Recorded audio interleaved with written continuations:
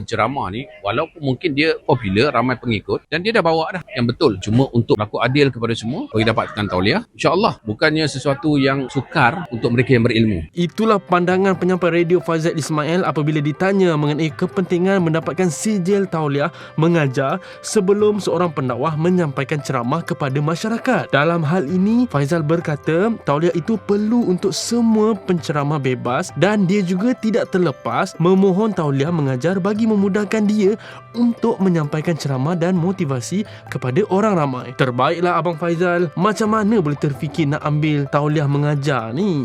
Ceramah tauliah ni sebenarnya saya dulu tak fikir nak ambil pun, tapi tiba-tiba ustaz yang tempat saya belajar tu, dia sebenarnya rekomenkan saya untuk ambil ceramah kategori motivasi 4. Jadi bila di 4 ni saya bolehlah masuk dalam masjid dan surau dapat lesen tu. Daripada kita nak masuk macam tu memang susah, cakap sedikit pun jadi isu banyak. Jadi bila dapat tauliah ni memang lesen yang cukup besar, cuma saya kena sampaikan ceramah saya itu secara dalam kitaran itu saja, dalam kitaran motivasi saja. Tak boleh mengajar kitab, tak boleh mengajar Al-Quran, tak boleh melepasi lebih daripada itu. Saya teruskan, dan paling penting kepada saya adalah dakwah ni dia bukan mengajar, tapi dia mengajak. 2021 masa tu masih dalam PKP saja. Saya mula isi form, proses review tu berlaku sepanjang tempoh itu secara online. Kemudian mereka panggil pada tahun 2022 untuk saya interview bersemuka. Susah, memang bukan senang sebab kita perlu ulang balik daripada segi asas fardu ain. Contohnya kita kena ulang balik mendalami itu dalam masa, saya ambil masa hampir setahun jugalah. Barulah saya bersedia untuk pergi ke interview mendalami, dan saya memang duduk dekat pondok, memang mengurung diri lah. Satu kepuasan abang sudah mendapat selain daripada abang keluar dakwah Sangat, sebab betul, sebab dakwah dengan ilmu ni kena seiring.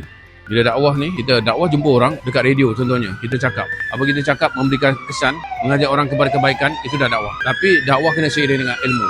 Bila ilmu seiring dengan dakwah, baru dia akan ngam macam tu. Siapa-siapa pun boleh dakwah, tapi bila ada ilmu tu, dia akan jadi lebih kuat dan lebih ada asas dia. Daripada segi di 4 ni adalah ceramah yang topik yang terbuka, umum, dia tidak masuk kepada bab-bab yang khusus macam hukum hakam, bab-bab contohnya orang duk cakap pasal hari kiamat, sirah ke, kan, tidak termasuk daripada segitu. Tapi kita bercakap secara umum untuk memberikan satu motivasi kepada yang lain tu, yang macam diorang dapat datang ke masjid. Saya ada dekat situ, dengan tauliah yang diberikan itu, insya-Allah saya boleh dibenarkan untuk bercakap dan memberikan pengisian yang lebih sikitlah kepada jemaah. belum ni timbul isu yang pendakwah tak dibenarkan berceramah sedangkan dia popular, Ya. sebab tak ada tauliah. Ada kemudian juga menyebabkan abang keinginan untuk abang dapatkan tauliah mereka ataupun macam mana? Saya disuruh tu sebelum isu tu berlaku. Isu tauliah ni dia berlaku selepas saya ambil tu, tiba-tiba ada meletup pasal penceramah-penceramah tertentu. Jadi saya